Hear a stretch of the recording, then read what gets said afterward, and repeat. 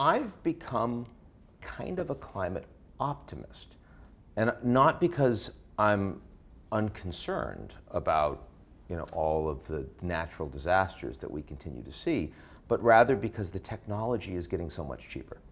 Because we now see that wind and solar, which just a decade ago were much more expensive than the cheapest fossil fuel plants, now are actually less expensive. So they make sense for Texas, they make sense for India, they make sense for poor countries and for red states that aren't tree hugging at all, right? That to me is exciting. But that of course is only possible because you finally had people with governments helping them that were investing heavily in these new technologies, and they were subsidized to begin with. Yeah. What do we think about that? Well, so I think to a very large extent, it's very clear that they're still subsidized. So we're subsidizing in lots of ways. So again, people would like to say that solar and wind is cheaper than fossil fuel, and that's true many places when the sun is shining or when the wind is blowing. But most places actually want power 24/7.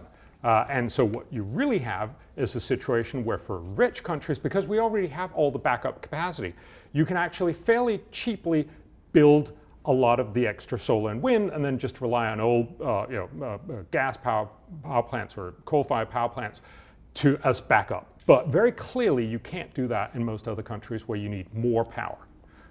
There, you really need to have it 24/7. So solar and wind can be a nice add-on. It can help somewhat, but it's not going to be the main supplier unless you actually have a way of storage that's going to be so cheap that you can actually keep it going when you have those periods when there's no wind, and obviously every night when there's no sun.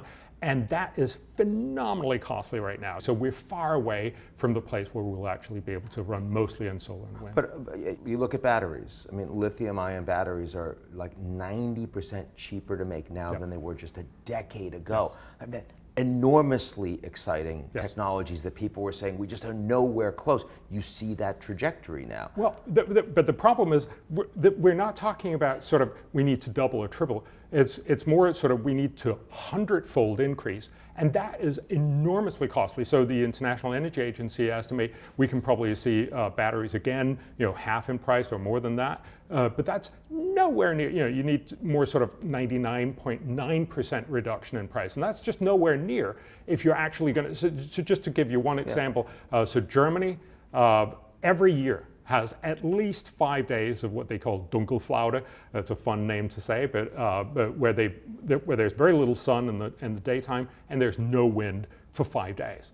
That means you need batteries for 7,000 minutes, and you have just batteries for a couple of minutes. That's a huge and very, very, very costly thing. And again, I'm not saying we can't figure you can make demand adjustments, and there's lots of other ways that you can do some of this, but we're just far, far away from this actually being something that will scale even in rich countries and certainly not in poor.